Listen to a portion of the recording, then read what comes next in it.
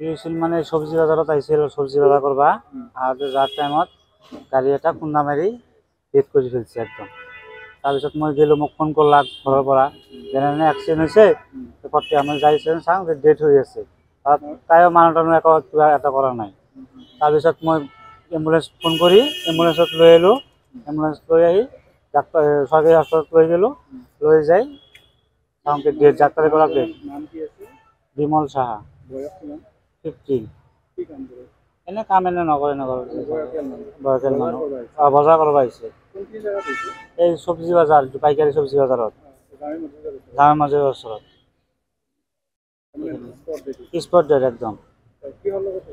এইটো 6 চকা মালগাড়ী আছে না, এইবিলাক চব্জি বজাৰত এইটো গাড়ী লৈ আহিছে, ওপৰতে উঠাই দিছে একদম।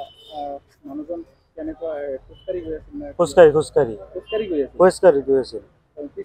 পিছপিনৰ পৰা লাগাই দিছে একদম, খুন্দা মাৰি দিছে পিছপিনৰ পৰা। উঠাই দিছে। আটক কৰিছে। তাতে সদায় ভিৰ হৈ থাকে হয়। ভিৰটো তেতিয়া ভিৰ নহয়তো, তেতিয়াতো 4টা বাজি তেতিয়াতো ভিৰ নাই, তেতিয়াতো খোলাই আছিল। তেতিয়া খালী একদম ৰাস্তা, 4টা বজাততো একদম ফাঁকা ৰাস্তা। 50 বছৰ।